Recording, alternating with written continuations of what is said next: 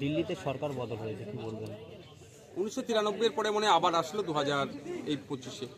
তো ব্যাপারটা হচ্ছে বিজেপি কিভাবে এসছে না আসছে, মানুষের মতামত নিয়ে এসছে, এটা সময় গেলে ধরা যাবে। কারণ হচ্ছে আমরা দেখলাম গতকালকে একটা টুইট রাহুল গান্ধীজি করেছিলেন যে 6 মাসে নাকি প্রায় 40 লাখ ভোটার বেড়ে গিয়েছে, লাস্ট 5 না 6 মাসে। তো এই ধরনের না হয়ে যায়, মানুষ যদি বিজেপিকে চাই, অবশ্যই প্রত্যেকে দিল্লির মানুষ যদি চায় সেটাকে স্বাগত জানাতে হবে। তবে বিজেপি যেখানে যেখানে ক্ষমতায় আছেন বা কেন্দ্রে ক্ষমতা থাকার পরে রাষ্ট্রের এগিয়ে যাচ্ছে, রাষ্ট্র পিছিয়ে যাচ্ছে। মানুষের উচিত হবে এই বিজেপি এবং বিজেপি যারা দোষর আছে তাদেরকে প্রত্যাখ্যান করা। আর একটা কথা বলি, আমরা সকলেই জানতাম কম বেশি যে বিজেপিকে সুবিধা করার জন্য আপ পার্টি বিভিন্ন সময় নাগপুরে সহযোগিতা নিয়েছে।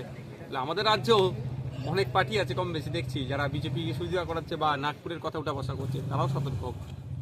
2026-এ বিধানসভা ভোটের আগে ভাঙড়ে আইএসএফ কর্মী সমর্থকরা তৃণমূলে যোগদান করছে এবং ঘরের ছেলে ঘরে ফিরছে দাবি সরকারমূলক, কি বলবেন? তাহলে সিপিএম বলবে তাহলে সিপিএম এর সব ছেলে ছিল, এক নম্বর কথা। কংগ্রেস বলবে স্বাধীনতার পর থেকে বাংলায় কংগ্রেসের শাসন ছিল। ব্যাপারটা হচ্ছে কে যোগদান করছে, আপনাকে দেখান তো কারা। আবার সেই সরকার সাহেব আমাদের জেলা পরিষদের একজন সদস্যকে বলছে নাকি তার কাছে গিয়েছিল।